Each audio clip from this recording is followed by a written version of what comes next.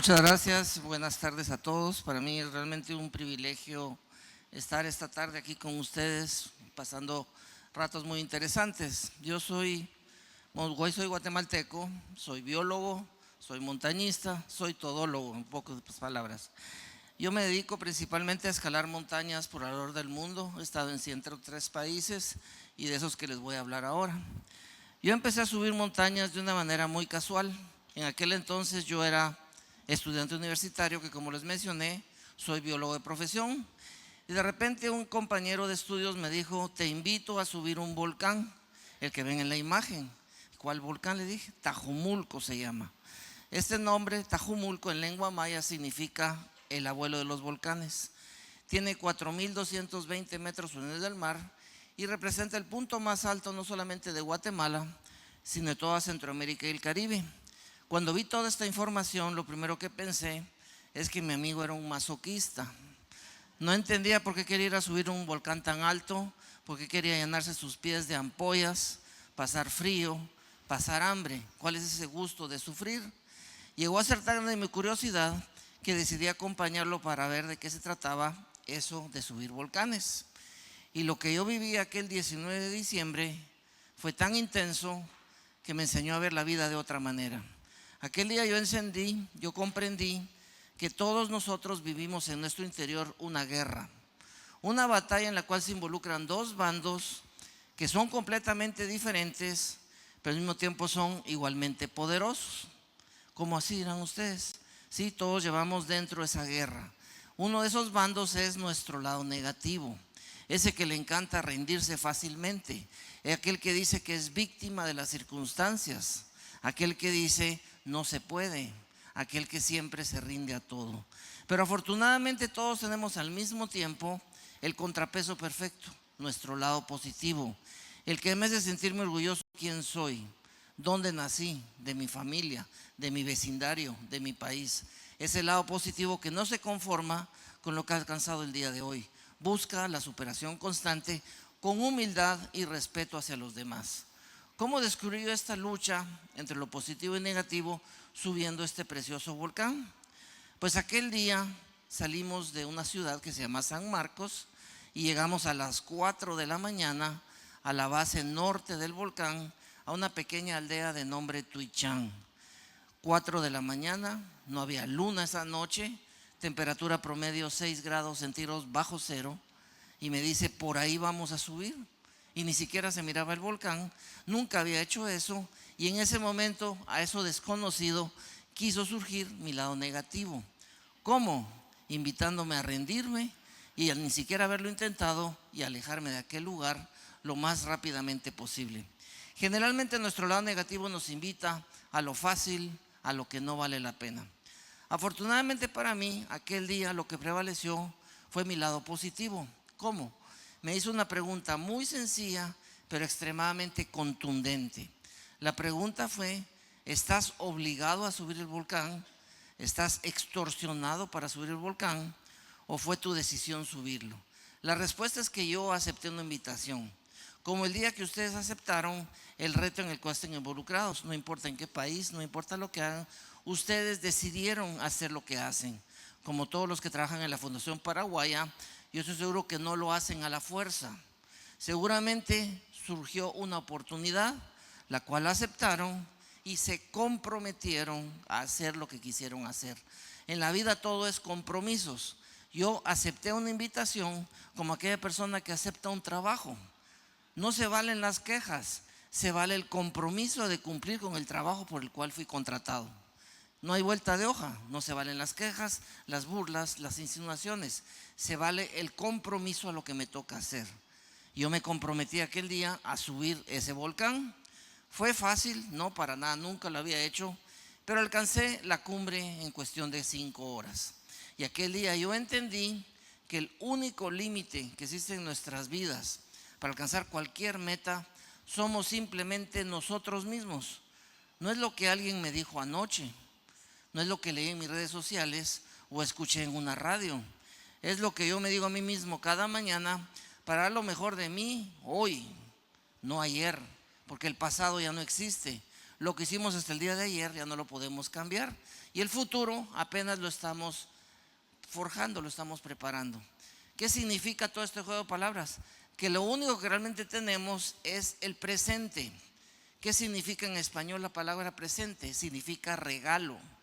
Quiere decir que somos personas altamente privilegiados porque el regalo que tenemos se llama vida. Estamos vivos y mientras estemos vivos podemos lograr cualquier cosa. Pero la vida tiene fecha de vencimiento. Yo no conozco a alguien todavía que sea eterno. ¿Qué significa eso? Si tenemos un gran regalo que se llama vida, tenemos que saberlo aprovechar. No lo desperdiciándonos, quejándonos, criticando, envidiando o simplemente estar pensando en alguien más y no en mi desempeño en la vida, la mía, no la del vecino. Y cuando yo pienso de esa manera, cumplo objetivos de manera eficiente. Y con esas grandes enseñanzas empecé a bajar de la montaña. Durante el descenso me dije, quisiera sentir de nuevo esta lucha entre lo positivo y negativo. Y pensé que la mejor forma de lograrlo sería escalando nuevas cumbres. Y me dije, voy a subir todas las cumbres que hay en Guatemala. Automáticamente descubrí que tenía dos problemas. El primero es que no sabía cuántas cumbres habían y el segundo es que no sabía en dónde estaban. Empecé a investigar por un tiempo y resulta que en Guatemala tenemos 594 cumbres diferentes. Todas tienen nombre, todas se conoce perfectamente su altitud y su locación. Y empecé a caminar Guatemala, no en bicicleta, no en motocicleta, no en camioneta, caminando de norte a sur, de este a oeste, y me llevó casi 8 años subir las 594 cumbres. Y terminé en esta cumbre que ven aquí. Gracias. Gracias. Terminé en esta cumbre que se conoce como Volcán de Fuego. Es el volcán activo más fuerte que hay en América Latina. Tiene erupciones cada 36 minutos. Todo eso que ven de como un humo blanco del lado derecho se llama sulfuro de hidrógeno, uno de los 14 diferentes gases tóxicos que lanza este volcán. Y el triangulito celeste que ven a la distancia es la cumbre del volcán de Agua, un volcán que es muy famoso porque mucha gente lo sube y los asaltan también bastante en ese lugar. Pero en este volcán se puede subir, sí, pero vayan con alguien que sepa lo que hace porque el riesgo de perder la vida es muy alto. Hay que saber cuándo hacerlo y cómo hacerlo. Y cuando terminé estos casi 8 años de subir todas estas cumbres, ¿qué aprendí? Lo que van a poder leer ahí. Aprendí a romper barreras. ¿Qué barreras? Las excusas, las justificaciones que a veces nos ponemos para decir es que yo no voy a poder llegar a hacer eso, yo no voy a poder llegar a tener aquello. Pero en la vida no tenemos que ir viendo qué es lo que no tenemos o qué es lo que no podemos. Lo que tenemos que entender es cuál es mi decisión de vida, cuál es mi trabajo, cuál es mi proyecto.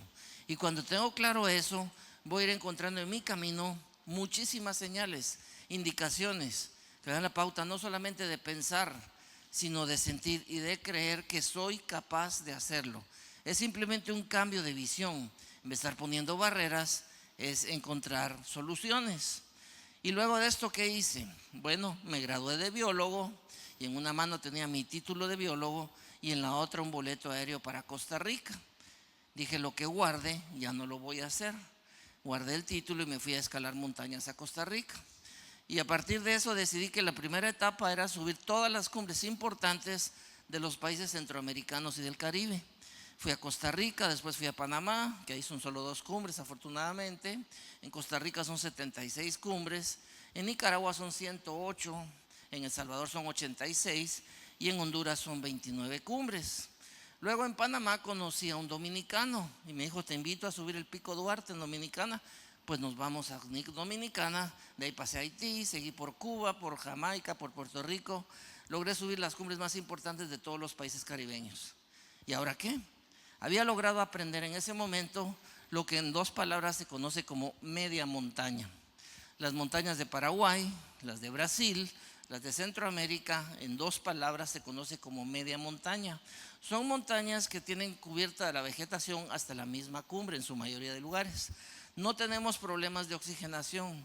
Jamás hace ni demasiado frío ni demasiado calor. No requiere un alto conocimiento técnico ni equipo especializado para subir y bajar cualquiera de estas montañas. Y a veces necesito hasta 2 días para subir y bajar. Pero ahora quería conocer yo otro tipo de montañas, que en 2 palabras se llama alta montaña. Montañas con hielo, con nieve, con glaciares, afectadas por bajas temperaturas, pero principalmente por una extrema resequedad ambiental que genera deshidratación y congelación en el cuerpo humano. Lo más cercano que encontré bajo esas condiciones desde Guatemala fue en México. En México hay varios nevados que superan los 5,000 metros de altura. Para los que entiendan en pies, 17,000 pies aproximadamente. El primero que subí es el que ven en la imagen, se llama Popocatépetl, que en lengua náhuatl significa cerro que humea. Si pudiéramos colocar en esta fotografía el punto más alto de Centroamérica, las 2 rocas juntas que ven del lado derecho, abajo de un promontorio más grande, ahí serían 4,200 metros. Y la cumbre de este volcán son 5,452 metros de altura. Popocatépetl en lengua náhuatl significa cerro que humea. Pero también subí este que se llama Iztaccíhuatl, que significa la mujer dormida, de un poco menos de 5,200 metros de altura. Y terminé en el nevado Citlaltépetl o Cerro de la Estrella o Pico de Orizaba, el punto más alto de México. Regresé a Guatemala después de esta primera experiencia en alta montaña, feliz y extasiado de lo vivido. Y estando allá en Guatemala me puse a pensar un día, aunque en Guatemala no exista alta montaña, a esto es a lo que me quiero dedicar. Tenemos que buscar siempre hacer algo que nos guste, no hacerlo porque mi prima lo está haciendo o porque mi tía me dijo que eso era bonito. Todos somos buenos para algo. Esa es la gran diversidad que tiene la humanidad. Todos tenemos el don de hacer algo. A mí, por ejemplo, me gustan montañas. Allá en Guatemala a los diputados les gusta robar, por ejemplo. Cada uno hace lo que le gusta. Busquemos siempre hacer lo que nos gusta. Yo no digo aquí, pero sí en Guatemala sí sé lo que estoy diciendo. Busquemos, si yo hago lo que me gusta, me voy a sentar literalmente de vacaciones. ¿Cuántas veces les ha pasado ir a algún lugar, por ejemplo en Guatemala, una institución pública, a la sección de atención al cliente? La gente que trabaja ahí no le gusta su trabajo, no le gusta tratar con gente. La única razón que trabajan ahí es porque quieren un sueldo. Pero al mundo no venimos por el dinero. Es importante, por supuesto que sí, pero no es la razón de nuestra existencia. Tenemos que aprender a ganar dinero, pero haciendo lo que nos gusta. Porque cuando yo hago lo que me gusta, busco la mejora continua, busco la satisfacción de lo que me realiza, me hace sentirme vivo y voy a crecer notablemente. Entonces decidí yo dedicarme a alta montaña. ¿Qué me tocaba ahora? Aprender, aprender y aprender. El siguiente paso que tomé para seguir aprendiendo de alta montaña es venir aquí a Sudamérica a aprender lo que se llama andinismo. La palabra andinismo viene derivada del nombre de la cordillera más larga del mundo que se llama Andes. ¿Dónde nace? En Venezuela. Luego recorre por 3 ramales Colombia, atraviesa perpendicularmente Ecuador, Perú, Bolivia y finaliza en el sur de Chile y Argentina en una hermosísima y espectacular zona llamada la Patagonia. Longitud 7,300 kilómetros. Centroamérica completa cabe 8 veces adentro de los Andes. Recorre 7 países que ya les mencioné. ¿A cuál voy primero?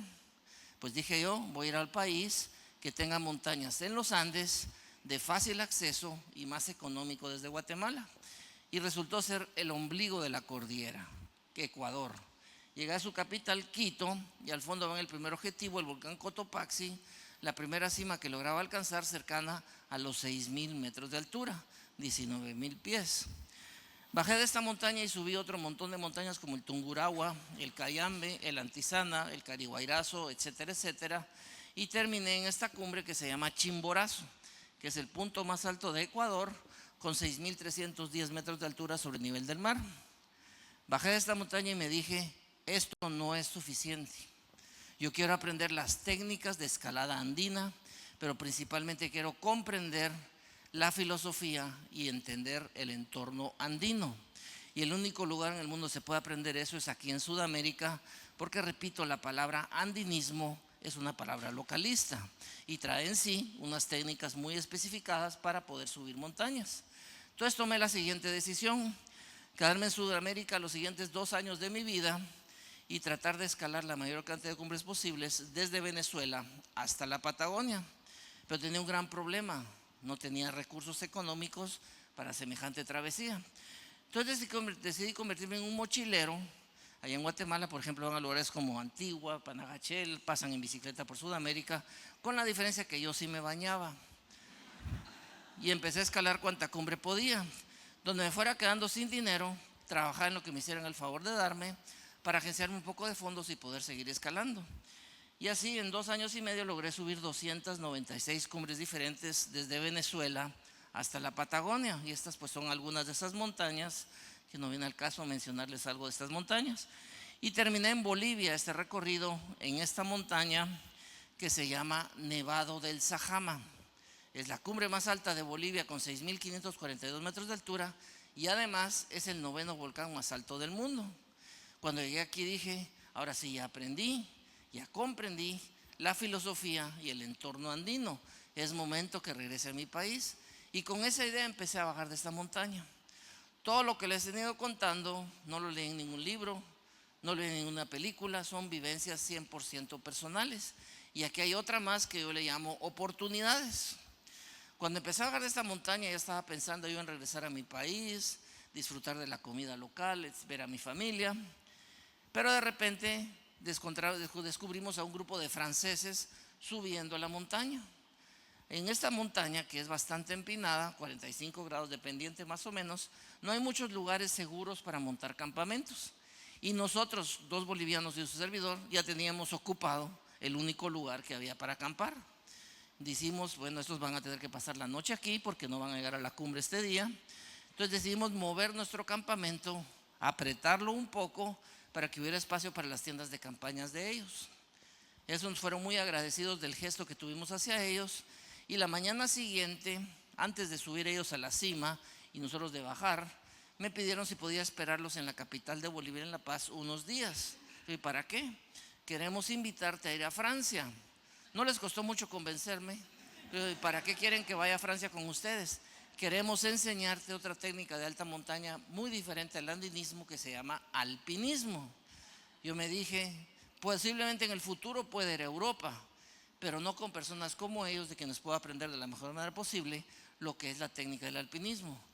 Todos en la vida tenemos oportunidades, no importa si es una oportunidad grande, mediana o pequeña, a todos nos llegan las oportunidades. Pero si yo de repente me llega una oportunidad y digo, si acepto esta oportunidad, me voy a tener que despertar más temprano, voy a tener que trabajar, voy a tener que ir más lejos, voy a salir de mi zona del confort. Y muchísima gente lamentablemente deja pasar las oportunidades por pereza. Y los factores que uno deja pasar las oportunidades son fundamentales para diferenciar quién logra el éxito y quién no lo logra. Seamos valientes y siempre aprovechemos la oportunidad que nos llega. Las oportunidades que nos llegan nos las están enviando, el universo nos las está mandando a nosotros, y si yo la desprecio, les aseguro que jamás les va a regresar otra. Porque no solamente ya no les va a llegar otra, sino alguien más vivo va a aprovechar la que tienen en ese momento y ya va a desaparecer esa oportunidad. Hay que aprender a ver las oportunidades que nos llegan como escaleras, como escalones que nos permiten crecer, nos permiten ascender hacia la cima de la excelencia de lo que elegimos hacer con nuestra vida. A todos nos llegan, pero hay que ser valientes para aprovecharlas, cada una de ellas. Y yo ya no me fui a Guatemala, me fui a Francia. Y empecé a escalar cumbres como esta, se llama Mont Blanc, es el punto más alto de los Alpes, no de Europa como erróneamente se creía antes. Y el estilo alpino consiste en subir por las caras norte de las montañas. La cara que ven del lado izquierdo de esta montaña, que se llama Matterhorn, está en la frontera entre Suiza e Italia. El estilo alpino consiste en cargar una mochila como esta, o salveque, no sé cómo le dicen aquí en Paraguay, donde no tenemos comida. Solo llevamos 2 litros de agua, llevamos una ropa extra de abrigo, no llevamos bolsa de dormir, no llevamos tienda de campaña y, por ejemplo, lo que ven ahí, lo rojo que se ve ahí, son 20 metros de cuerdas de 9 milímetros, más equipo de escalada. En pocas palabras, alpinismo consiste en subir una montaña lo más rápido y ligero posible. Vamos muy livianos y ascendemos lo más rápidamente posible. Para ponerlo en términos paraguayos, la cumbre más alta de Paraguay se llama Tres Candú. Es el horno caminante, es impresionante, 45 grados centígrados, 90% de humedad en el ambiente, y la mayoría de la gente que lo sube tarda entre 3 y 4 horas. Estilo alpino es subirlo y bajarlo en 35 minutos, más o menos.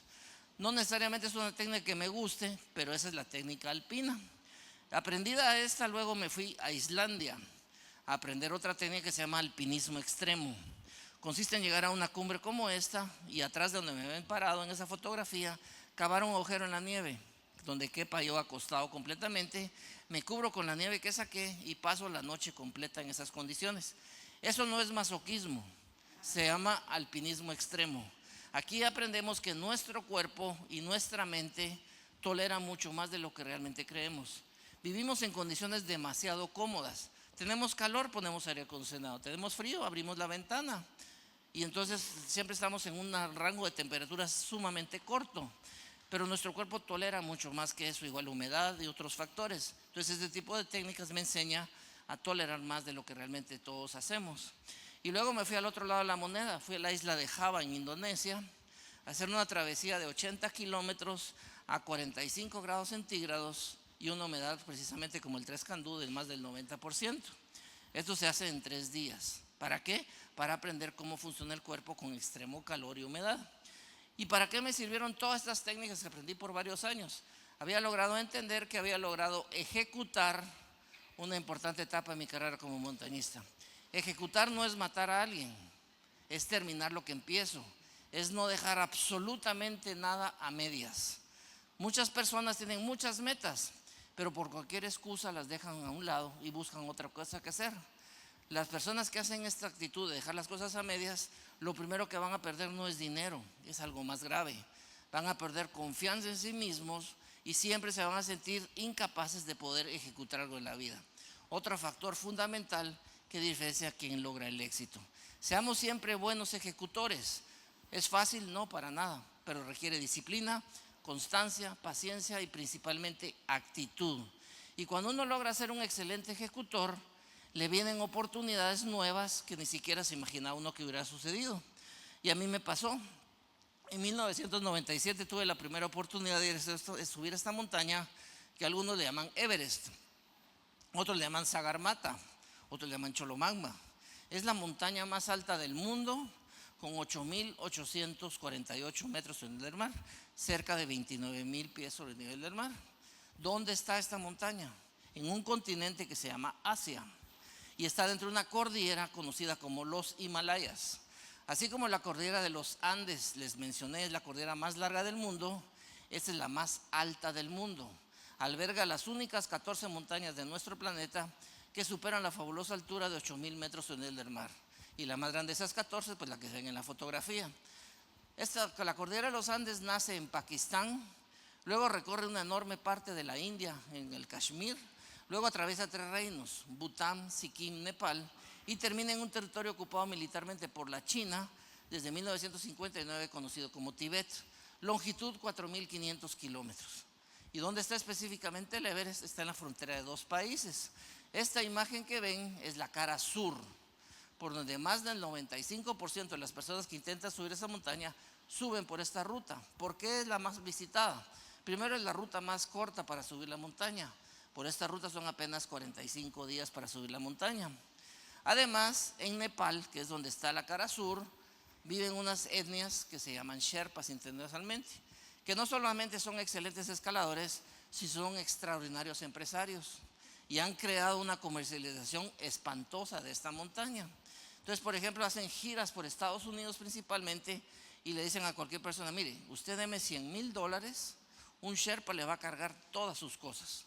Otro Sherpa le instala sus campamentos. Otro le va a cargar sus comidas y se la va a preparar. Otro le va a poner cuerdas de seguridad. Solo falta que uno me limpie cuando voy al baño. Yo estoy en contra de ese tipo de expediciones porque las personas que tienen el dinero para pagar una expedición no son montañistas y creen que con ese dinero están comprando la cumbre. Pero estas montañas no entienden de dinero, sino de clima, de presión atmosférica, de resequedad ambiental y de peligro. Hay que saberla respetar y no creer que es un circo que uno va a comprar aquí. Lo que no cuentan los Sherpas es que un 96% de los que van en esas condiciones corren el riesgo de sufrir algún tipo de congelación. Un 0.6% alcanza la cima y un 78% corre el riesgo de perder su vida. Pero como eso no es negocio, no mencionan esa parte. Ustedes han visto esas fotos de cientos de personas embotelladas ahí. Eso no es en las partes más altas, es en las partes medias, que por eso es que ahí mucha gente muere, porque se vuelven cuellos de botella, como el tráfico de Asunción más o menos, y entonces llegan a un punto y se quedan parados 1 hora. ¿Qué significa eso? Congelación segura, hipotermia, muerte. Eso es que hay que evitarlo, por supuesto, pero los medios de comunicación no cuentan que las partes más altas están completamente desoladas la mayoría de veces. Hay otra ruta importante de ascenso, que es la cara norte. Esa está dentro del Tíbet, que es una imagen completamente opuesta a la que ven en este momento. Yo se las voy a mostrar más adelante. El ascenso por esa ruta en el Tíbet son 4 meses. No hay ni uno de los sherpas que les instale el campamento. Todo el trabajo lo hace uno, vigilado bajo el ojo controlador de los soldados chinos que cuidan toda esa zona. Repito, es un territorio militarmente ocupado, no tiene libertades, hay que tener mucho cuidado en ese sentido. Pero a mí me están invitando a una expedición que no va ni por el norte ni por el sur. Quiere abrir una ruta nueva por donde jamás nadie ha subido, la arista noreste. Y así como a mí se seleccionaron a 9 personas más. Y ustedes dirán, ¿cómo así que lo invitan si solo en su casa lo conocen? Ahí en Guatemala no se sabe nada de alta montaña. Resulta que en aquel entonces yo era bastante más conocido fuera de Guatemala que en Guatemala, porque importantes portales de deporte mundial como Sports Illustrated, ESPN y otros más llegaban frecuentemente a Guatemala a hacer reportajes de lo que había hecho en los Alpes, en los Andes, etc. Y gracias a esto fui invitado a ir a esa expedición. De repente viene el gobierno de Nueva Zelanda, nosotros les damos $500,000. Eso fue lo peor que nos pudo haber pasado. Generó arrogancia, generó un exceso de confianza. No nos comprometimos a prepararnos apropiadamente a lo que íbamos a enfrentar. Éramos demasiado jóvenes, demasiado inmaduros y tomamos la decisión de aceptar todo esto. Primero, no logramos abrir la ruta nueva, por mismo no alcanzamos la cima. Pero lo más grave fue que de los 10 que íbamos, 4 jamás regresaron. 4 murieron por diversos accidentes. Para mí era la primera vez que me tocaba una montaña, no alcanzaba su cima y era testigo de la muerte de 4 amigos. Esto nos puede pasar a cualquiera de nosotros. Por ejemplo, sufrir un grave accidente, adquirir una grave enfermedad, ser asaltados, rompimientos familiares, bancarrotas financieras. Todos estamos expuestos a situaciones difíciles todos los días, pero generalmente se nos olvida que los seres humanos somos muy frágiles hacia la tragedia. ¿Por qué se nos olvida? Porque estamos ocupados con lo que hacemos día a día. Pero de pronto, Dios no lo quiera, les toca vivir una situación como esa. Generalmente ese tipo de situaciones difíciles van tan rápido hacia nosotros que no las vemos venir. Cuando las descubrimos, literalmente ya es tarde, porque están literalmente sobre nosotros y se ha iniciado en nuestras vidas una etapa de crisis. Si algún día les pasa esto, ¿qué es lo primero que hay que saber? Darle gracias a Dios por la oportunidad que me da de corregir el mal camino que llevaba. El siguiente paso es aprender la lección. La mayoría de la gente dice, yo soy víctima de las circunstancias, no fue culpa mía. Pero nosotros somos, repito, los autores de nuestro éxito, pero también somos los autores de nuestro fracaso. Aquella persona que se administra mal va a ir a la quiebra. Aquella persona que es muy enamorada y no tiene una, tiene 80 familias diferentes, le va a estallar en la cara en un momento. Aquella persona que solo dice mentiras, le va a estallar en algún momento. No echemos la culpa a los demás de nuestras propias acciones. Repito, nosotros somos los que causamos nuestro éxito, pero también nuestro fracaso. Entonces lo que hay que hacer, aprender a descubrir los errores que cometí, es entender qué hice para estar en la crisis que estoy en este momento. El siguiente paso es enriquecerme de esa experiencia, es decir, comprometerme conmigo mismo a no volver a cometer los errores que me llevaron a la crisis que estoy actualmente. Y finalmente entender que la vida es demasiado corta para estarme lamentando lo que pasó hace 5 años. La vida pasa demasiado rápido y no me puedo detener a algo que ya pasó y que no pude cambiar en aquel momento. Lo que hay que hacer es aprender la lección, enriquecer esa experiencia y finalmente levantarme y seguir con más ganas por mi objetivo. En la vida no importa realmente caer, lo que sí importa y mucho es saberse levantar. Y eso decidí hacer yo, analizar qué hicimos o qué dejamos de hacer para que 4 amigos perdieran su vida. Me dediqué a aprender nuevas técnicas de escalada y 2 años después tomé la decisión que quería ser el primer centroamericano en subir la montaña más alta del mundo. pero ya no está el gobierno de Nueva Zelanda, ya no hay financiamiento. Me tocó buscar financiamiento en mi país y lo que encontré fue un gigantesco muro de desinterés y de ignorancia. Casi nadie sabía que existía el Monte Everest y a nadie le importaba que un guatemalteco quisiera hacerlo. No conseguí financiamiento. ¿Qué tuve que hacer?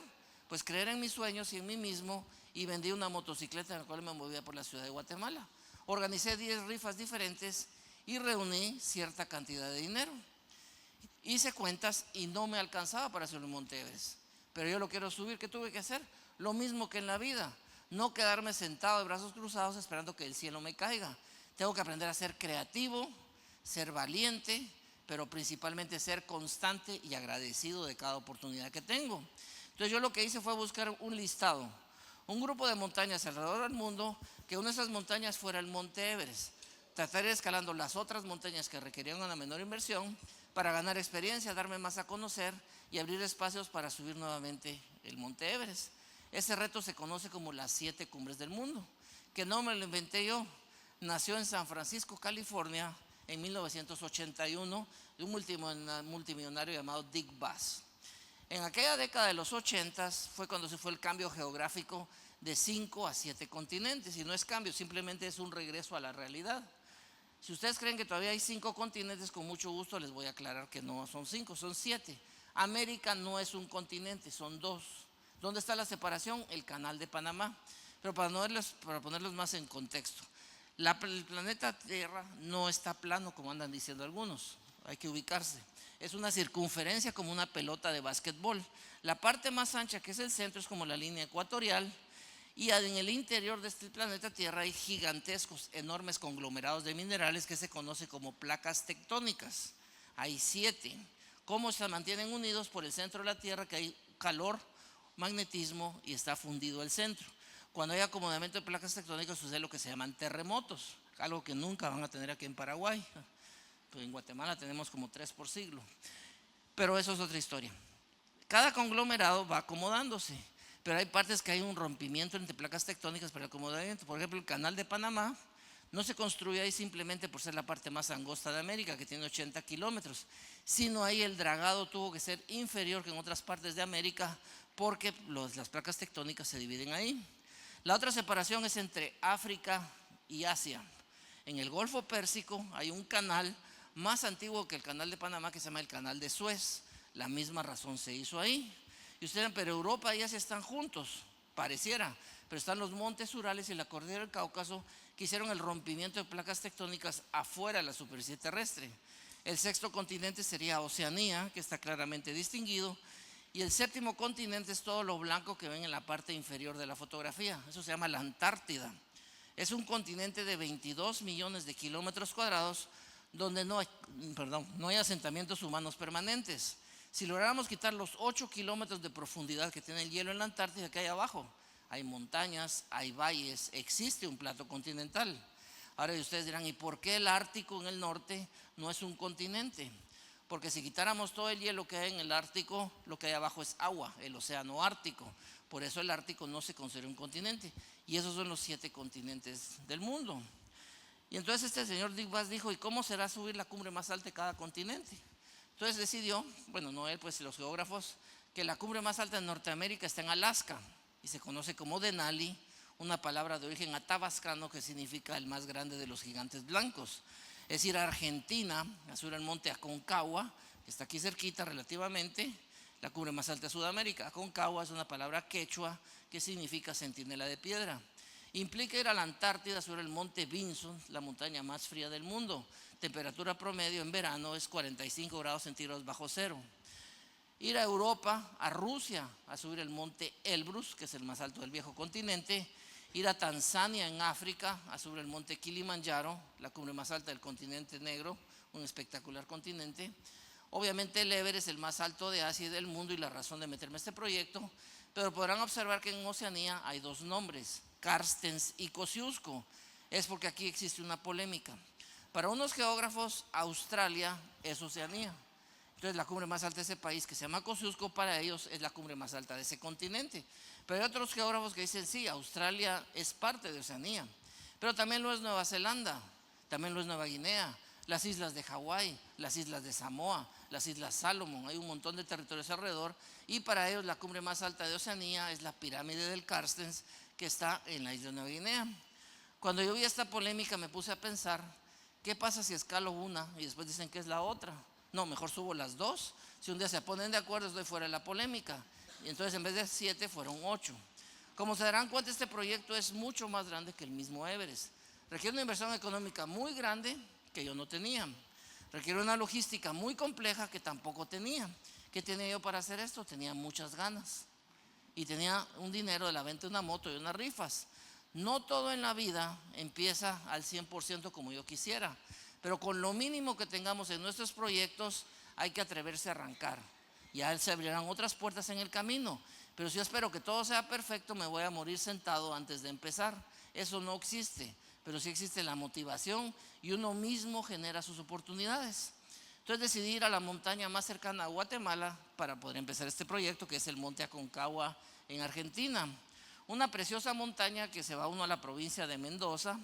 Yo subí en compañía de unos amigos de esa ciudad de Mendoza. Nos llevó aproximadamente 2 semanas y llegábamos a la cumbre por primera vez a esta montaña aquel 14 de enero, convirtiéndose en la primera en las 7 cumbres del mundo donde está esa famosa cruz. Una cruz colocada por un sacerdote jesuita llamado Efraín de la Mora. Es una historia muy interesante. Este señor nació en la Ciudad de México, pero a los 6 meses de edad no le preguntó a su familia, se lo llevaron a Argentina y se estableció en la ciudad de Mendoza. Pasó el resto de su vida ahí, se graduó de ingeniero químico y luego se ordenó de sacerdote jesuita y empezó a trabajar de catedrático en una universidad jesuita ahí en la ciudad de Mendoza. Un día de tantos lo invitaron a subir el Monte Aconcagua y quedó enamorado de la montaña. Entonces dijo, a partir del próximo año a mis 3 mejores estudiantes les voy a llevar a la Aconcagua. Como se imagina, la mayoría se esmeraba en ser malos estudiantes. Aún así subió 10 veces en la Aconcagua y en la última colocó esta cruz en homenaje a este lugar, y en el descenso falleció a causa de un infarto. Es una historia increíble de mucha admiración a una montaña y entonces quería compartirla con ustedes. Regresé a Guatemala, se empezó a mencionar muchísimo mi nombre en los medios de comunicación locales y fue uno de los factores que estimularon a 27 grandes empresas, no medianas, grandes empresas de Estados Unidos, de México y de Guatemala, y decidieron financiarme no solamente la siguiente, sino todo el proyecto de las 7 cumbres, incluyendo el Monte Everest. Ustedes se preguntarán, ¿y cómo así que ahora todo el mundo lo quiere ayudar y antes ni le abrían las puertas? Los seres humanos reaccionamos a lo que vemos. Queremos sonrisas, sonríamos antes. Queremos malas caras, demos malas caras antes. Cuando yo me anuncié públicamente en Guatemala que iba a subir el Monte Aconcagua, lo hice, lo cumplí, lo demostré. ¿Eso qué genera? Credibilidad. Luego, cuando tenía la reunión con algún gerente de alguna empresa importante, yo no me iba a sentar frente a él a esperar que a él se le ocurra cómo me puede ayudar. Son gente demasiado ocupada. Hay que ir con los planes claros. ¿Por qué quiero hacer esto? ¿Cómo le va a justificar esta inversión a su empresa? Etcétera, etcétera. Llego a una hora, me dicen a las 9 en punto de la mañana. No llego a las 9:10, no llego a las 8:30. Llego a las 9 en punto por respeto al tiempo de su agenda y también al respeto a la puntualidad que debo tener. Ahí en Guatemala nos dicen chapines y es muy famoso que la hora chapina es siempre media hora tarde a todo. Yo no creo en esa hora chapina, creo en el respeto al tiempo de los demás. Cuando me reunía con estas personas no estoy pensando en mis propios problemas. Estoy 100% escuchando cada palabra que dice, porque es la única forma de responder lo que necesitan saber para justificar o no la inversión que estoy solicitando yo. Lo que demos a los demás, eso es lo que vamos a recibir a cambio. Y así me preparé apropiadamente y viajé a Alaska a subir la cumbre más alta de Norteamérica, el monte Denali. Tiempo de ascenso, 2 meses. ¿Qué es lo primerito que tengo que hacer? Lo mismo cuando empiezan un proyecto ustedes. Un estudio de factibilidad, las condiciones ideales de lo que quiero hacer. Yo que busco primero por dónde voy a subir la montaña. ¿Cuál ruta de las rutas que existen de la montaña es más asequible a mi forma inherente de subir montañas? Y decidir por una ruta que se llama West Rim, o la costilla oeste, que es toda la parte que dicen que ven entre sombra y oscuridad.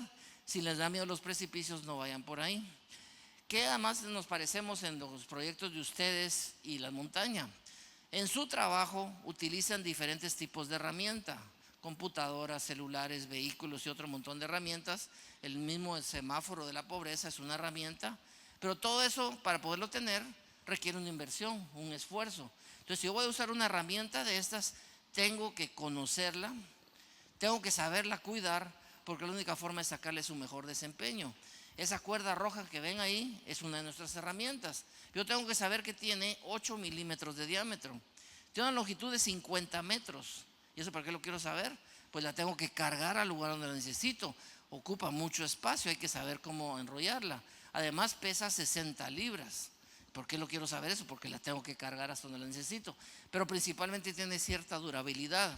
Generalmente los fabricantes de este tipo de cuerdas dinámicas recomiendan que si ya se sufrió una caída con esta cuerda no hay problema. Pero si ha habido 6 caídas en diferentes incidentes, no garantizan que en la 7ª caída se reviente la cuerda. Tiene cierta durabilidad. Entonces yo tengo que conocer un inventario de las caídas, cómo la cuido, cómo la protejo, cómo la guardo, etcétera, etcétera. Repito, las herramientas requieren una inversión y hay que saberlas cuidar para sacarle su mejor desempeño. Luego de esto, también somos muy solidarios, como ustedes en todo lo que hacen con este tema de la pobreza. Solidaridad no siempre es color de rosa. Por ejemplo, cuando fue la famosa pandemia del COVID-19, por lo menos en Guatemala y en ciertos países de Centroamérica hubo un encierro total por varias semanas. No sé para qué lo hicieron, pero así fue. Pero si yo sé que alguien cercano a mí, trabajo o familia, no la está pasando tan bien en el encierro, nada me cuesta ser solidario. ¿Cómo? Tomo mi celular, llamo a esta persona, sabiendo que va a hablar un montón de improperios y cosas por la frustración de estar encerrado, pero hay que entender que no va dirigido a mí. Ser solidario no es fácil siempre. A veces la persona con la que voy a ser solidario está en medio de una crisis y su comportamiento no es el ideal. Pero hay que entender eso y hay que saberlo llevar, como bien lo hace la Fundación Paraguaya, por ejemplo. Y así vamos avanzando y de repente un día, aquí estamos, él se llama Marty Schmidt de Canadá, y me dice, es que no hemos avanzado nada, me dice. Y veníamos del glaciar que ven a la distancia 2 meses antes. Digo, igual en la vida hay gente que dice, es que no paso de hacer lo mismo, es agobiante mi rutina. Yo a esas personas les digo, hagan un alto en su vida y vean hacia atrás. Seguramente han crecido en algún área de su vida. Yo tengo que ser un estímulo para crecer en otras áreas de la vida.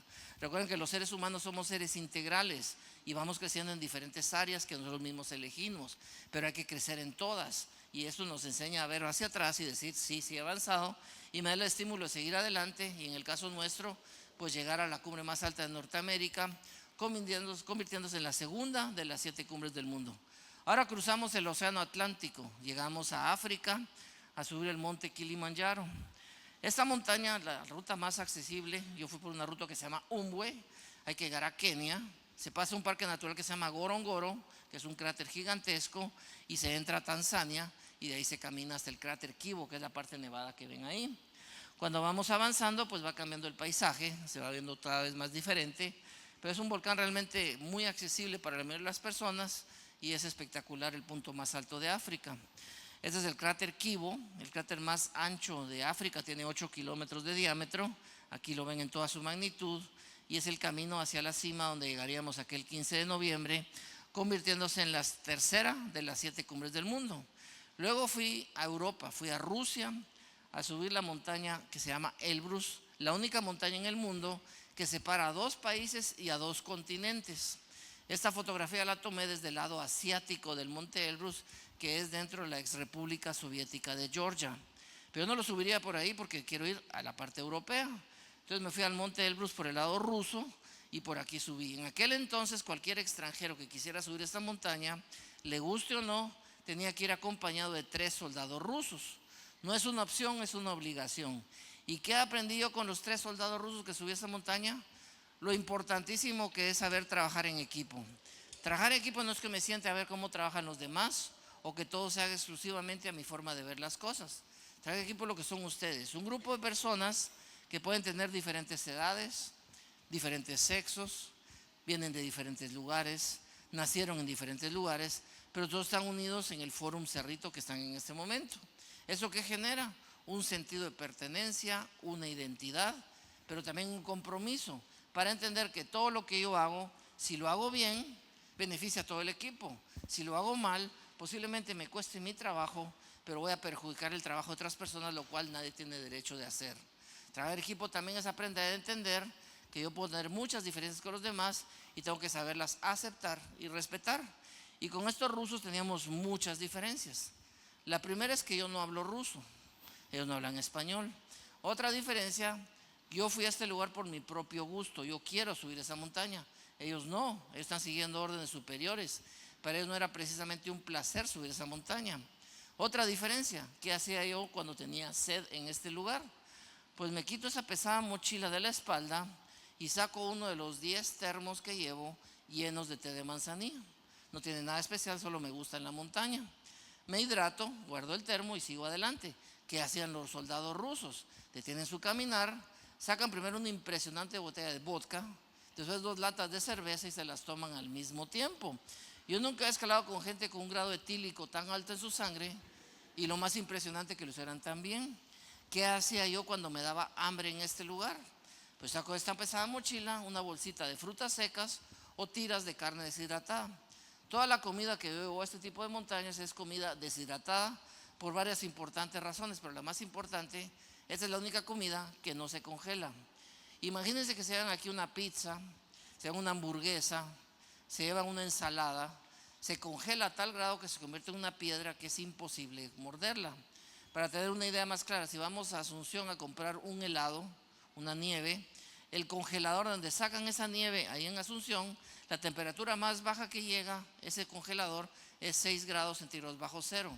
Aquí estamos a 24 grados centígrados bajo cero en condiciones no controladas. En la base de la montaña los soldados me preguntaron, ¿y usted qué lleva de comer? Frutas secas, tiras de carne deshidratada. Con la mejor educación que pudieron me dijeron, mire, nosotros no comemos papel, vamos a ir a ese mercado a buscar nuestra comida. Yo los esperé como media hora y al rato regresaron con 2 cabritos vivos. Yo ingenuamente dije, ¿para qué traerán mascotas aquí? Esa es su comida. Cuando sacrifican al primer cabrito, se toman la sangre antes que se coagule y se comen la sangre cruda, la carne cruda antes que se congele. Teníamos muchas diferencias, pero supimos respetarlas, supimos aceptarlas y cada quien adquirió el compromiso que lo que nos toca hacer lo va a hacer con excelencia.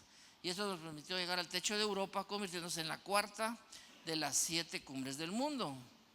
Ahora vamos a la polémica de Oceanía.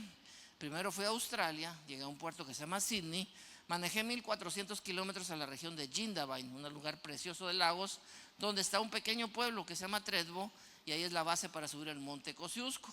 No es una montaña muy complicada técnicamente hablando, y llegué a la cumbre, convirtiéndose en el 50% del objetivo. Y luego fui a la pirámide del Carstens en la isla de Nueva Guinea, que para mí esta realmente es la cumbre más alta de este continente. En la parte media de la fotografía pueden ver en los extremos 2 lagunas. Se les voy a mostrar luego cómo se ven desde la cima de esta montaña. En primer plano pueden ver una persona de chaqueta de color rojo. Su nombre es Leszek Sici, él es polaco y es la única persona en el mundo que ha logrado subir el Everest en pleno invierno, en solitario, y está vivo para contarlo. Y un poquito más atrás pueden ver de rojo a otra persona. Él es José Mijares de España y es el único que ha podido hacer una travesía de norte a sur de Groenlandia sin soporte externo y le llevó 2 años. Yo siempre voy acompañado de gente bastante loca, como podrán saber. Y más a la derecha de donde está la persona de rojo que se ve de lejos, ven unos colores naranja, verde, son tiendas de campaña. Ese es nuestro campamento base centro de operaciones desde donde atacamos la cima de esta montaña. Pero para poder instalar ese campamento, previamente caminamos 29 días desde un puerto minero que se llama Timica. Para ponerlos en términos sudamericanos, imagínense que están en el Río de la Plata y en Buenos Aires y se van caminando a la ciudad de Rosario, son más o menos 400 kilómetros. Pero en el trayecto de esta montaña no nos encontramos con lugares tan lindos como hay en nuestros países. Lo que sí encontramos son unos personajes conocidos como danis. Y no solamente son diferentes en cómo se peinan o en cómo se visten, son diferentes en su hábito alimenticio. Ellos son caníbales. ¿Cómo hago yo que no sea yo el desayuno de ellos para esa mañana? Tengo que hacer lo mismo que hacen ustedes si quieren tener éxito en lo que hacen. Jamás, pero jamás dejen las cosas a última hora. No improvisen en el trabajo, sigan las planificaciones que tienen. Cuando uno hace las cosas con tiempo y sigue su planificación, siempre va a haber éxito. 8 meses antes de viajar a este lugar, contactamos al gobierno de Indonesia, que es el que rige políticamente a la isla. Le solicitamos un permiso para subir la montaña. A los 3 meses nos dieron el permiso. Y luego nos dijeron, miren, no se preocupen, nadie se los va a comer, lleguen en la primera semana de octubre. Sabiendo que 2 semanas antes de nuestra llegada, 2 importantes emisarios del gobierno indonesio Ya estaban hablando con el máximo líder de esas tribus, que es este señor, que se llama Dipo Ula. ¿Qué significa? No tengo idea. Pero se llama Dipo separado Ula. Es un nombre muy extraño. Yo no estuve en esa conversación, pero estoy aquí hablando. No me comieron, fue un éxito la negociación. Luego me enteré que cuando llegaron a hablar con él le dijeron con mucho respeto: mire, don Dipo, le dijeron, dentro de 2 semanas vienen 10 extranjeros. Ellos no son mineros, no son cazadores, no son leñadores, son montañistas, vienen a escalar la pirámide del Carces. Pero ellos, para lograr subir esa montaña, previamente tienen que pasar caminando por su territorio. Cuando los vea pasar, por favor no se los coma, déjenlos pasar tranquilamente. Y con esa fuerte recomendación no tuvimos incidente alguno con los danis. Luego, de la parte más peligrosa de la montaña, viene la escalada mixta, que es la más divertida, es escalada de roca y de hielo, donde hay otro factor que nos parecemos muchísimo, que se llama determinación. Imagínense que cuando estamos escalando en estas paredes, de repente cuando me tomaron esta foto, me empiezan a temblar las piernas, me empieza a temblar la voz. ¿Qué significa eso? Inseguridad. Y esa tembladera va a generarse a todo el grupo y nadie va a ser capaz de subir la montaña. O imagínense que viene un avión de cualquier parte del mundo aquí a Paraguay y en medio del océano Atlántico, por ejemplo, empieza la famosa turbulencia. Si el capitán del vuelo tiene determinación, ¿qué hace? Toma el micrófono, dice: señores pasajeros, abróchense los cinturones, ponga su respaldo en posición vertical, todo está bajo control, es temporal. Pero si el piloto no tiene determinación, agarra el micrófono y le dice: mire, señores pasajeros, agárrense del pelo donde puedan, que no sé qué hacer con el avión, va a haber una tragedia. Todos ustedes en su trabajo, la gente que los busca, ¿qué busca? Busca seguridad, busca conocimiento. Si ustedes tienen dudas de todo, si ustedes se acostumbran a criticar todo su entorno, a su propio país, ¿eso qué genera? Poca determinación y sigue acrecentándose la crisis. Ustedes están con una función que es muy loable, pero todas las personas que los buscan, ¿qué buscan? Esa confianza, esa determinación, esa fe de que es posible el cambio o la mejora. Es una responsabilidad muy grande de ser coherente, que lo uno hace con lo que dice. Y así llegamos a la cumbre. ¿Y dónde estarán las 2 lagunas que les mostré antes? Donde leen mi nombre, Jaime, arribita hay 2 puntitos celestes. Ahí está la laguna grande y está la laguna pequeña en la esquina izquierda inferior. El desnivel es bastante impresionante. Algunas personas me han preguntado si tardaron 3 días en subir esas paredes, ¿cómo bajan de ahí? Hay una técnica con medio de cuerdas que se llama abseil, que me permite descender en cuestión de 17 horas. Pero si alguien no conoce bien la técnica, les aseguro que va a bajar mucho más rápido que esas 17 horas. Luego de esto fui a un continente que el poeta chileno Pablo Neruda le llamaba la Catedral del Hielo. Fui a la Antártida a subir la montaña más fría del mundo, el Monte Vinson. Tiempo de ascenso 90 días. 3 meses que no podemos ver más que 2 colores, blanco y gris. Aquí solo hay rocas y hielo, aquí no hay tierra. Y si no hay tierra, no hay plantas. Y si no hay plantas, no sentimos olores, no sentimos sabores. Se nos va a olvidar lo que es bañarse, lo que es disfrutar un clima como el de esta tarde aquí en la zona del Cerrito. Se nos va a olvidar lo que es comer algo fresco y caliente, lo que es simplemente cambiarse de ropa. Además, es un lugar tan solitario, tan desolado, que el silencio que reina en este lugar realmente es abrumador. A menos que yo sea sordo, la ausencia de sonidos asusta. Aquí no se oye ni siquiera una mosca, no se oye absolutamente nada. ¿Qué me enseñan a mí tantas limitaciones? Me enseñan a ser agradecido. ¿A qué? A estar vivos, a gozar de buena salud, al trabajo que tengo, a la familia que tengo, al país donde vivo. Y la mejor forma de dar las gracias no es precisamente diciéndolo, sino demostrando con mis acciones y principalmente con mis resultados que soy merecedor de lo que tengo hasta ahora. Y así el 9 de diciembre del año 2000 logramos el primer ascenso latinoamericano a la cima más alta de la Antártida y se convertía en la 6ª de las 7 cumbres del mundo. Ya solo faltaba una, la razón de haberme metido a este proyecto. Faltaba el Monte Everest. Y los retos, yo he entendido que no son problemas, son oportunidades de aprendizaje, de innovación, de mejora, de resiliencia. No le tengan miedo a los retos y si no tienen uno personal, búsquenlo, porque es un faro que nos estimula a mejorar todos los días.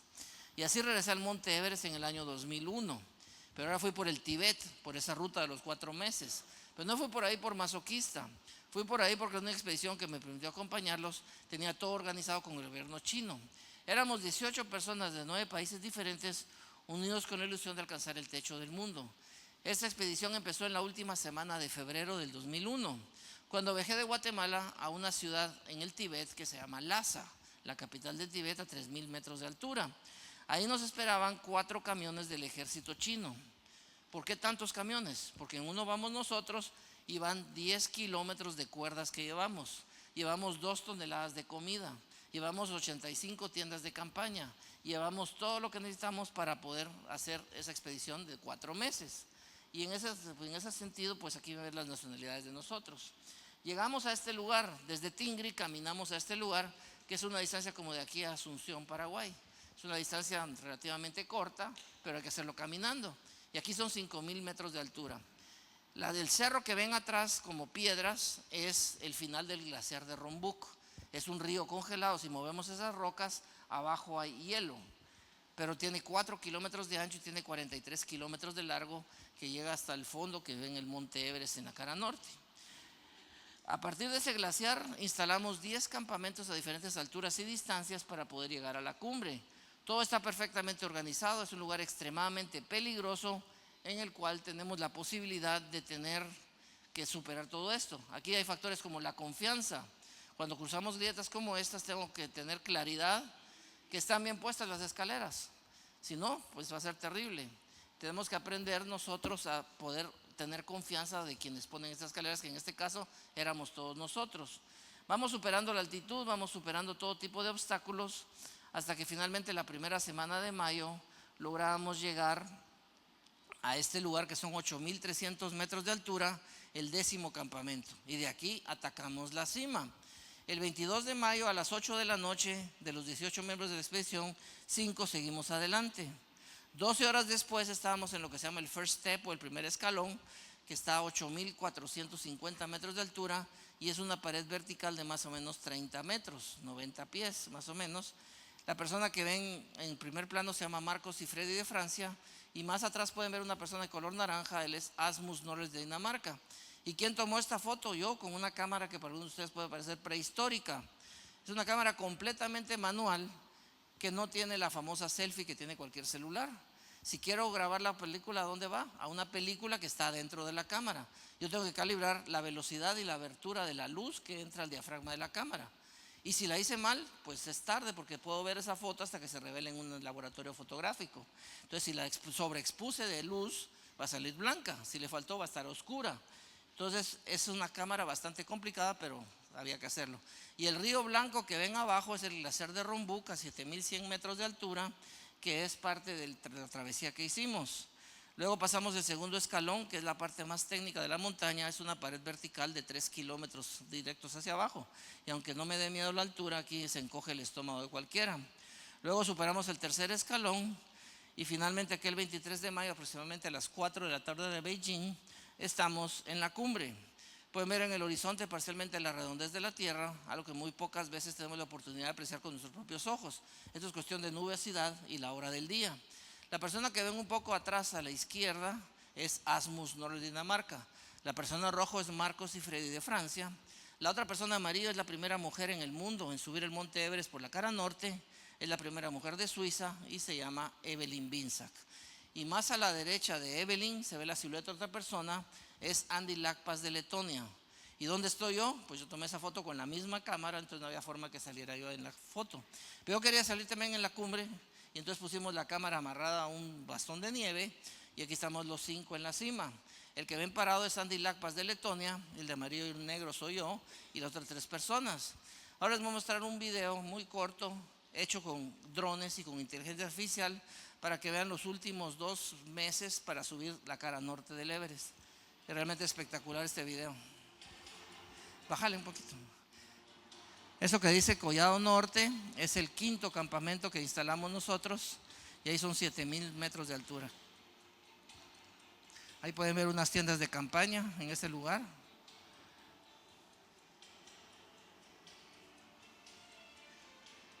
Esta no es la ruta donde va todo el mundo, es bastante más larga y complicada, pero pues, si tuviera que ir otra vez al Everest, iría por esta ruta otra vez. Ahí pueden ver una persona caminando.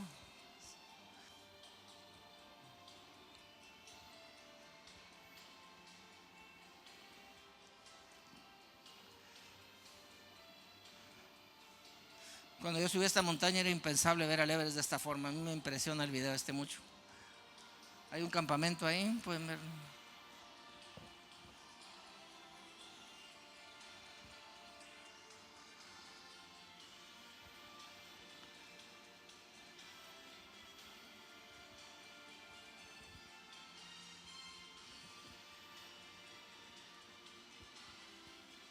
Ahí donde dice campo 3 es nuestro 10º campamento y ahí pueden ver unas tiendas de campaña.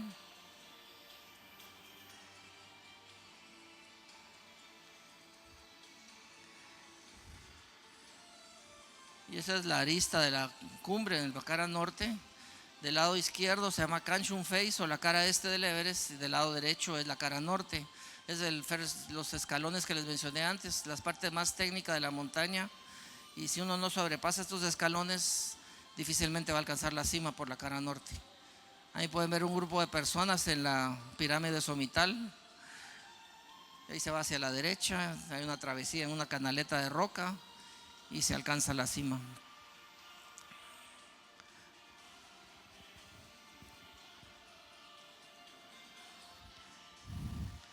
Esto que acabamos de ver en 2 minutos son 2 meses de escalada. Y ahí está el punto más alto del planeta. Y al llegar a la cumbre, yo quería que se me viera la cara en la cumbre, entonces me quité la mascarilla de oxígeno que llevábamos y aquí pueden ver la fotografía de la cumbre, que no la pude ver hasta que llegué a Guatemala y se reveló la fotografía, pero me llamaron la atención 2 aspectos. Primero es el color de mis ojos. Mis ojos son color café y ahí están de color grisáceo y es por 2 razones: hipoxia, que es insuficiencia de oxígeno, y también debido a un descenso brusco de niveles de proteína del cuerpo debido al desgaste sufrido. Por ejemplo, en Guatemala hay una aldea que se llama Camotán, en el lado oriental de Guatemala, que está dentro del famoso corredor seco, donde no ha llovido hace 10 años. Todos los niños que viven en esa aldea, menores de 10 años, tienen este color de ojo. ¿Por qué? Porque en su dieta no hay ningún tipo de proteína, no hay huevos, no hay ningún tipo de carne, y la ausencia de proteína en el cuerpo genera decoloración de la retina. Es algo que quería compartir con ustedes. Y lo otro que me llama la atención es lo que ven en la nariz. Esos no son mocos, es hielo que se formó en apenas 3 minutos que me quedé la mascarilla, pero lo comparto porque yo no sentí absolutamente nada en aquel momento. Me llamó mucho la atención la falta de sensibilidad. Luego obviamente me puse la mascarilla para bajar de la montaña y se derritió ese hielo. Al bajar de la montaña, el gobierno de la China me otorgó ese certificado, acreditado como el primer centroamericano que llega a esta cumbre. Si saben chino, pues lo pueden leer muy bien del lado izquierdo. Del otro lado está en inglés. Esta es una foto mía. Bueno, después de eso regresé a Guatemala y pasó lo siguiente.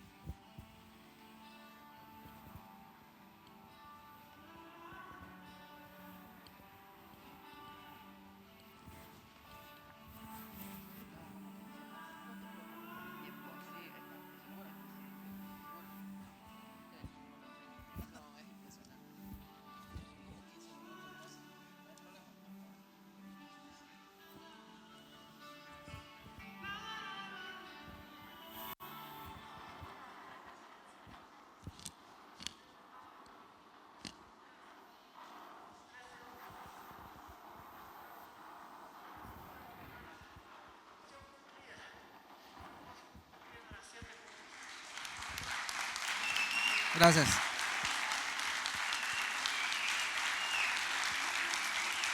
Gracias, gracias.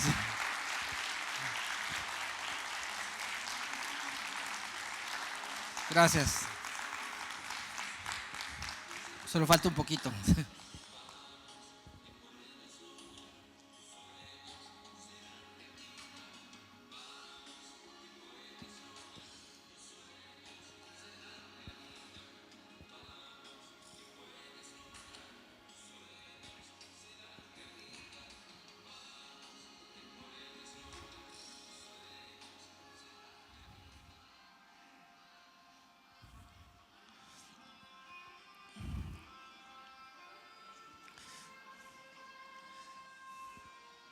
Esa música que escuchan es el himno nacional de Guatemala. Normalmente no es con guitarra eléctrica, pero ahí sí, en ese momento sí. Esa fue una bienvenida que se me dio en Guatemala. Fueron casi 500,000 de personas que salieron a la ciudad. Yo me acuerdo muy bien aquel día, yo salí del aeropuerto y vi una multitud extraordinaria. Y dije, qué accidente el que hubo aquí, que todo el mundo vino a verlo, pero me estaban esperando a mí, lo cual me causó mucha sorpresa. Pero también me comprometió. Cuando uno es reconocido de esta forma, lo compromete a seguir adelante, porque lo están tomando a una persona como yo, como ejemplo. Y uno tiene que ser coherente con lo que dice y con lo que hace. Y que es una responsabilidad muy grande, pero es un gran privilegio también. Y ese día, un domingo, 500,000 de personas salió de sus casas a dar la bienvenida a alguien que ni siquiera conocían, y fue muy, muy, muy emotivo. Fue un desfile y toda la cosa. Entonces quería compartir con ustedes ese momento. Y cuando uno alcanza algo muy grande, pues también compromete a seguir adelante, no conformarse con ello y decir, bueno, ya logré todo con la Fundación Paraguay, hasta aquí llegué yo. ¿Cuándo dejamos de soñar? Solamente cuando nos lleven al cementerio. Esto no es cuestión de edad, no es cuestión de dinero, es de actitud de vida. Si las cosas están difíciles, pues qué bueno, porque me hace cada vez mejor, más disciplinado en lo que quiero lograr. Y la última lección que me dejó el Everest es la siguiente. Esta es una foto mía 3 semanas antes de alcanzar la cima. Quieren ver cómo bajé de la montaña con 80 libras menos de peso. Esta es la mejor dieta que hay. Si hay que bajar de peso, vaya a subir montañas, a ver cómo adelgaza rapidito. Pero hay personas que no solamente pierden peso, algunos pierden alguna parte del pie, del cuerpo. El dueño de estos pies es el dueño de esta nariz. Él es Andy Lakpas de Letonia. En un hospital le amputaron su nariz, perdió los 2 pulgares de sus 2 manos y 4 dedos de sus 2 pies. Pero pueden ver que estoy al lado de él y no tengo ni un solo rasguño. Yo no soy ningún superhombre. Tampoco la montaña está escogiendo a quien mata o lastima. Lo que mata o lastima a una persona en la montaña es lo mismo que en la vida le permite tener éxito o fracasar. ¿De qué estoy hablando? De algo sumamente importante. Tengamos siempre la disciplina de tomar buenas decisiones. Se puede, sí. ¿Cómo? Consultando a las personas que saben más que yo y me quieren bien, y tomarme el tiempo necesario para tomar las decisiones correctas. Si tomo decisiones precipitadas, puedo ser una mala decisión que me va a perjudicar no solo a mí, sino al entorno en el cual yo me muevo. Es una gran responsabilidad saber tomar buenas decisiones. Y una congelación como la que tiene Andy es cuestión de decisiones. Para poder congelarse de ese grado de sufrimiento, no solamente es por el frío, es frío más deshidratación. Aquí el cuerpo sufre un proceso de adaptación bastante importante. Nuestro cuerpo, ¿cómo nos mantenemos como estamos? Gracias en parte al oxígeno. En la sangre van los glóbulos rojos, son como unos carritos que van en la sangre, que en la parte trasera van cargando una proteína que se llama hemoglobina. La hemoglobina sintetiza el oxígeno. En el aire hay 14 gases diferentes, pero solo el oxígeno nos sirve realmente para estar viviendo. Vienen los glóbulos rojos, la hemoglobina sintetiza ese oxígeno y lo convierte en energía, y eso nos mantiene como estamos.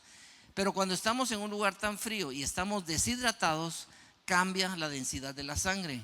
Como que ustedes comparen el agua con el aceite de motor de un vehículo. Nuestro corazón no es un órgano, es un músculo, que su función es bombear sangre toda nuestra existencia, pero está diseñado para bombear sangre a cierta densidad. Si hay un exceso de glóbulos rojos debido a la falta de oxígeno, eso cambia la densidad de la sangre. Y entonces el corazón no tiene la capacidad de bombear sangre, por ejemplo, a la punta de la nariz. Y si no llega sangre a la punta de la nariz, no llegan nutrientes, no llega oxígeno, y pasa lo que ven en la nariz de Andy. La nariz de Andy está muerta. Esa lesión se llama necrosis, es irreversible. Por eso hay que apuntar la parte congelada, porque si no tiende a extenderse más a las áreas cercanas a la lesión. Pero no hay nada que hacer con su nariz, ni con sus dedos pulgares, ni con sus dedos de los pies. ¿Se puede evitar? Sí, yo nunca me he congelado. Para evitarlo hay que tomar todos los días de 4 a 5 litros de agua. Pero en una montaña como el Everest, ¿de dónde saco el agua si los ríos están congelados? Pues tengo que ir cargando una pequeña estufa, 4 ollas de diferente volumen, y derretir suficiente hielo cada día para obtener esos 10 litros de agua que necesito. Yo decidí hacerlo todos los días los 4 meses que estuvimos aquí. Andy tomaba decisiones diferentes. A veces nos decía, miren, hoy tengo más sueño que sed, hoy no voy a derretir hielo. Lo decía de cierta manera como diciendo, regálenme de su agua mañana. Eso no va a suceder. Es el bien más difícil de obtener, el más escaso y el más valioso. Y si alguien no trabaja por su propia agua, nadie la va a compartir. Por esa decisión, Andy ya no puede subir montañas. Por esa decisión, yo sigo activamente haciendo esto. Pero ustedes dirán, bueno, ya subió las 7 cumbres del mundo, ya subió el Everest, ya se va a volver político o pastor evangélico o diputado o algo así. No, yo nací para esto, como ustedes para lo que hacen. Pero podemos caer todos en la zona del confort.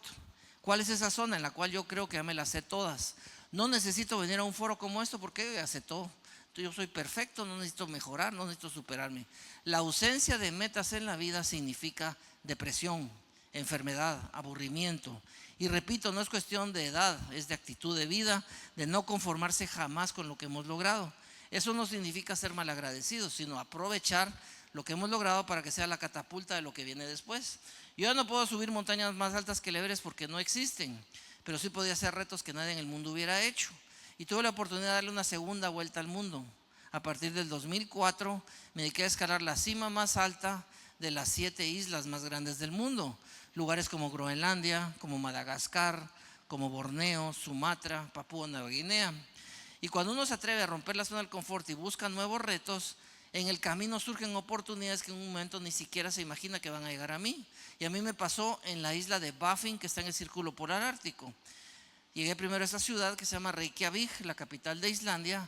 Luego recorrimos 200 kilómetros, pero no por carretera, sino por ríos de lava congelada hasta un puerto pesquero en el norte de Islandia llamado Ísafjord. Allá abordamos un avión Twin Otter como este, fabricado en Canadá. Nos llevó hasta el sur de la isla de Baffin. ¿Y para qué fuimos ahí? A subir una montaña que nadie en el mundo había subido, que es el monte Tête Blanche. Tête Blanche en francés significa cabeza blanca.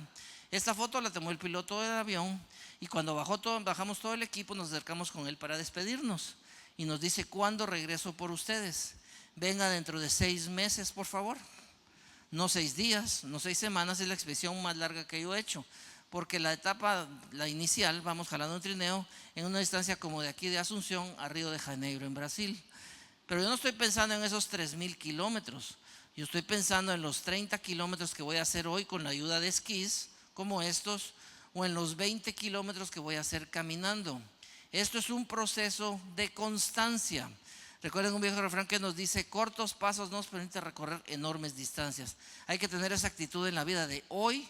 Voy a hacer más que lo que hice ayer y hoy preparo la base para mañana superarme más de lo que hice el día de hoy. 3 meses después de que el piloto nos dejara en aquel lugar, por primera vez miramos el monte Tête Blanche, que lo ven a mis espaldas. Acampamos a 3,5 kilómetros de la pared porque estábamos estudiando por dónde subirla.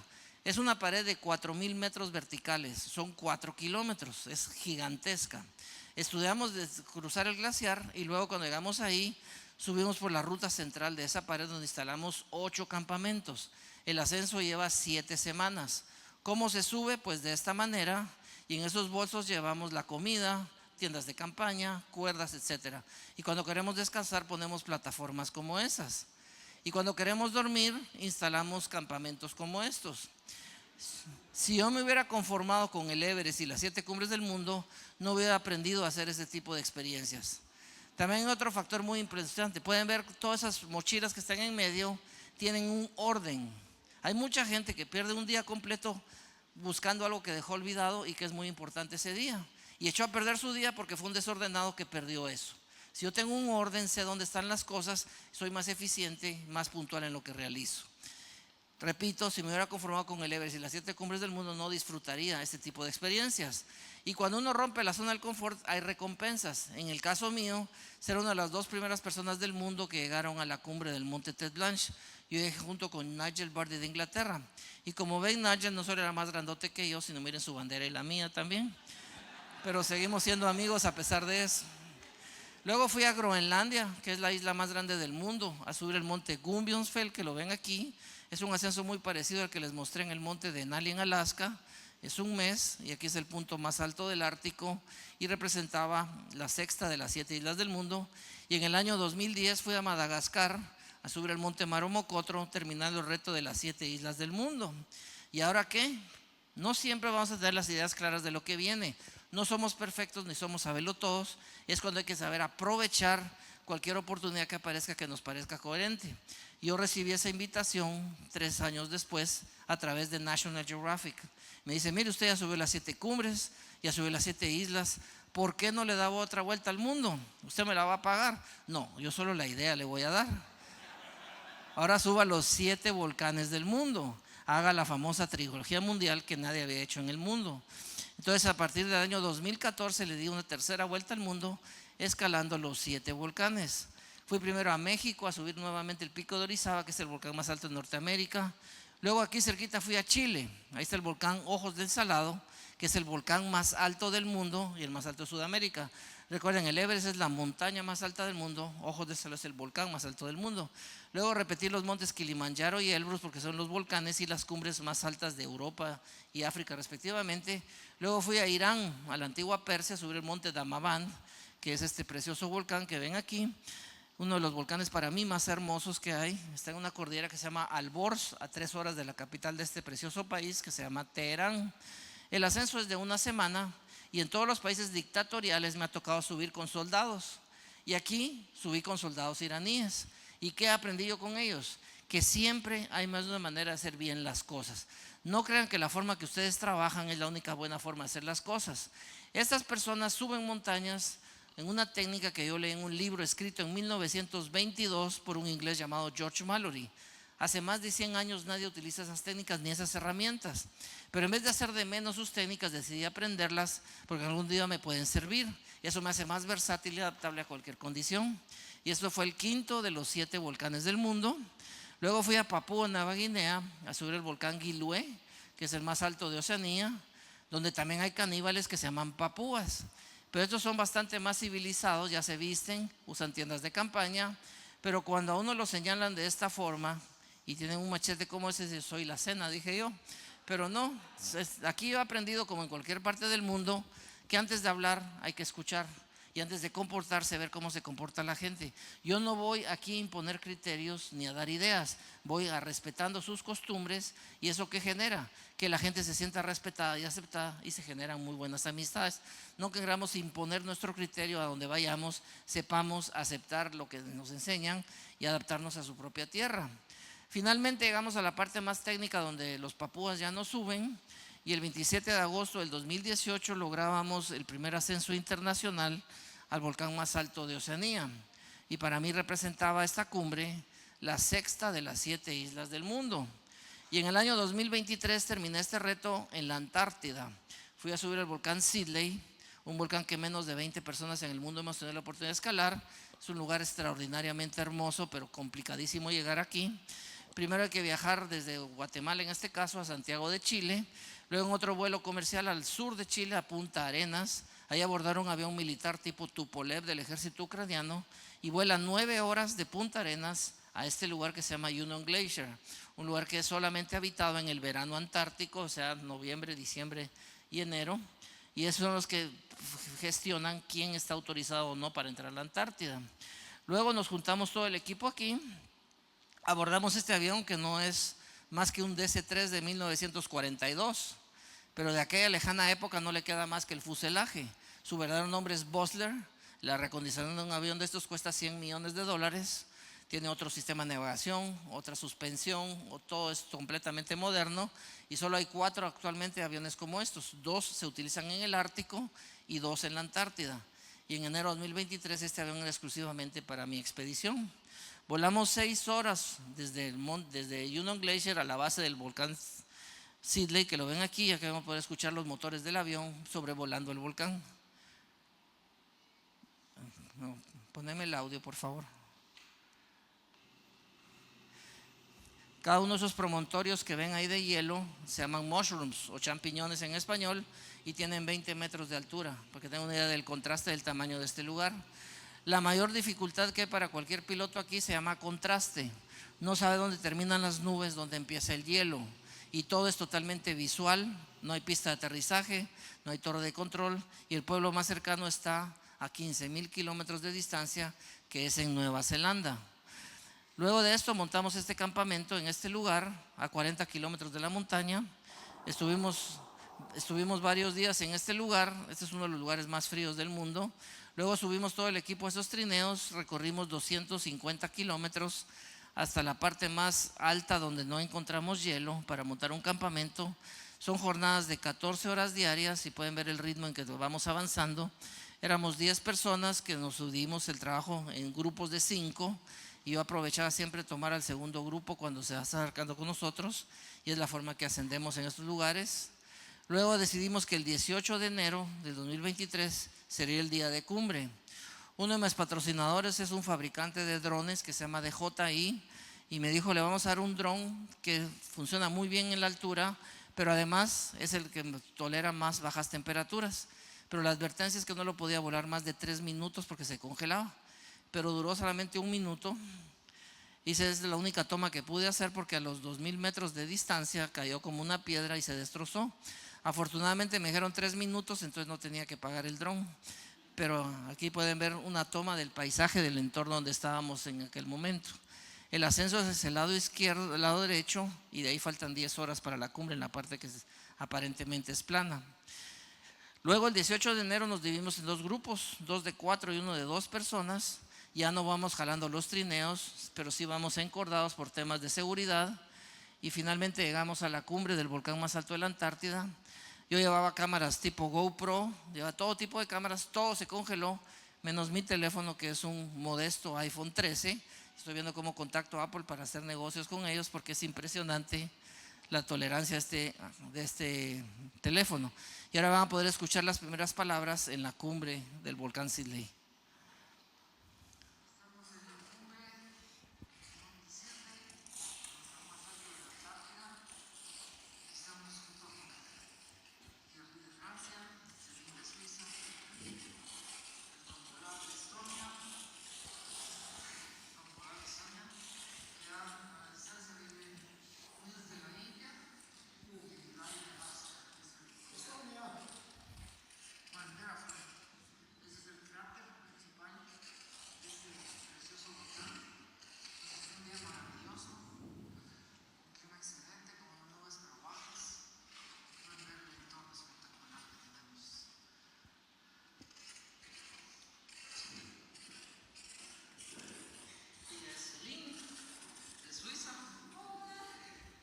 Habla 5 idiomas, es una máquina de comunicación impresionante.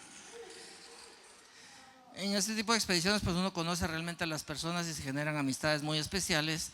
Los 2 que venían después de nosotros nos dijeron: levanten los brazos con un radio que vamos todos.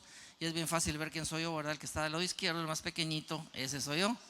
Y a los 2 que venían después les dijimos que hicieran lo mismo, y a los 2 levantando los brazos. La distancia que hay entre ellos y la cumbre son 5 kilómetros. Esto nos muestra cómo en la altura todo parece más cerca de lo que realmente está. Y con esto pues mi país y su servidor es la primera persona en el mundo que termina la trilogía mundial, lo cual a mí me causa mucho orgullo. Y cuando uno logra algo importante dice: ¿y ahora qué voy a hacer? Pero siempre hay que hacer. Cuando yo regresé a Guatemala, uno de mis patrocinadores es un banco muy importante de mi país. Me dijo: mire, esto que acaba de hacer usted es un récord Guinness. Pues no sé, yo no hago por eso, pero yo sí sé. Ellos financiaron el primer récord Guinness que tiene Guatemala, que fue el mayor número de personas tocando marimba simultáneamente, que lo hicieron en la época de la pandemia. Reunieron a 505 personas impresionantemente tocando marimba. Entonces contactaron a Guinness allá a Londres y les dijo: sí, lo merece, pero no podemos dárselo, porque las normas de Guinness exigen que cualquier récord que se quiera lograr tiene que ser verificado por el equipo Guinness. Y a mí me llevó las 3 vueltas al mundo 28 años. ¿Cómo verifican lo que hice en 1995? No tenían cómo hacerlo. Entonces dijeron: pero lo que vamos a hacer, vamos a crear una nueva categoría Guinness para Guatemala. Y pasaron todo el año 2023 trabajando en ello. Entonces ya podía utilizar este logo como que soy una persona que oficialmente va a intentar hacer un récord Guinness. Se dice fácil, pero no es cualquier cosa un Guinness. Luego de esto, el récord es el ascenso a los volcanes de Guatemala en el menor tiempo posible. Pero no los 524, sino los 14 volcanes que superan los 3000 metros sobre nivel del mar. Y eso ya lo logré este año. Y entonces empecé viajando primero a la frontera Guatemala-México a subir el volcán Tacaná de 4100 metros de altura.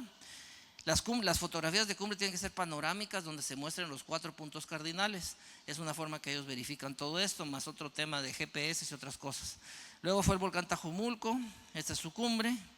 Luego fui a una región que se llama Quetzaltenango, primero el volcán Siete Orejas, que tiene una herradura de 10 kilómetros de diámetro. Luego subí, esta es la cumbre, un altar maya muy impresionante. Luego el icono de Quetzaltenango es ese volcán que se llama Santa María. Esta es su cumbre. Luego continué por el oriente de Quetzaltenango, el volcán Cerro Quemado. Esta es su cumbre, que es un poco de escalada en roca. Luego el volcán Santo Tomás o Pecul, al sur de Quetzaltenango. Al amanecer tuvimos esta cumbre. Luego continuamos por un poco que se llama Sunil, donde la cumbre es un altar maya importante también. Luego el único volcán de un departamento que se llama Totonicapán, que significa Cuxliquel, se llama este volcán. Tiene 3.024 metros de altura, este es su cima. Continué por el lago de Atitlán. El primer volcán que subí es el que está al lado derecho, se llama San Pedro. Y luego los otros dos que ven al fondo. El volcán San Pedro es el más pequeño de los 14 volcanes, tiene 3.020 metros de altura. Luego el volcán Atitlán es el más alto del sur del lago de Atitlán, que es el que ven ahí, que tiene más alto y tiene un mirador que es de los más espectaculares de mi país. Para un lado ven el océano Pacífico, para otro ven el lago de Atitlán y todas las cadenas montañosas. Luego ese que parece un lomo de camello se llama Tolimán, fue el siguiente. Y aquí estamos en esa cumbre y el volcán que ven a la distancia es el Atitlán, que habíamos subido unas horas antes. Luego subí el volcán de Acatenango, que es el que está de moda en Guatemala. En promedio 500 personas diariamente lo suben. Esta es su cumbre. Luego de nuevo el volcán de Fuego, que es el volcán más activo de Centroamérica. Esta es su cumbre. Luego el lunes 7 de abril terminé este reto llegando a la cumbre del volcán de Agua, que es el último de los que subí. Y el lunes 7 de abril en la ciudad de Antigua, Guatemala, me entregaron el récord Guinness, lo cual se cumplió una meta que llegó demasiado rápido porque ahora estoy buscando qué hago. Pero terminé el récord Guinness, lo cual me causó mucha motivación y fue cubierto por todos los medios de comunicación de mi país. Y ahora ya no es un intento, sino soy un poseedor de un récord Guinness y por eso uso este logo. En conclusión, gracias. En conclusión, para superar cualquier crisis, pues lo primero que hay que hacer es tener un objetivo. ¿Por qué y para qué hago lo que hago? Si esto lo complemento con el compromiso, la constancia y el coraje, voy a tener la posibilidad de romper cualquier barrera, cualquier obstáculo que encuentre en mi camino. Esto a su vez me va a poder estimular a superarme constantemente, no conformarme como estoy en este momento. Luego de eso entiendo que cuando supero constantemente todo, la única forma de lograrlo es trabajando en equipo. Esto no son cosas individuales y eso genera la actitud necesaria para ser un excelente ejecutor y no dejar absolutamente nada a medias. Y eso me da la confianza para comunicarme mejor con mi familia, con mis colegas, con mis clientes, con quien sea, y simplemente me la creo que yo soy capaz de alcanzar lo que sea. Eso es adaptarse a cualquier circunstancia. Eso en una sola palabra significa ser resiliente. Y lo más importante, siéntanse orgullosos de quiénes son, disfruten su trabajo, la labor que realizan ustedes y entender que el único límite en la vida es uno mismo. Que Dios los bendiga, muchísimas gracias. Gracias. Me pasé mucho.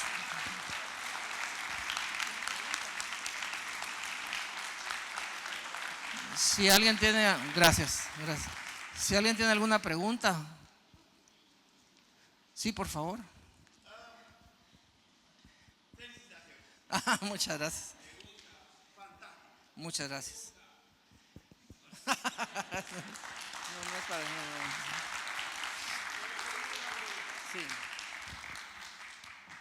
Tengo la pregunta.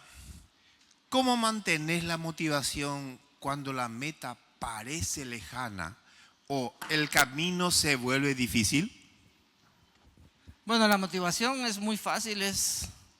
Yo nací para subir montañas. Yo planifico, tengo paciencia. Y si estoy pensando que qué estoy haciendo aquí porque se ve muy difícil, estoy en el lugar equivocado.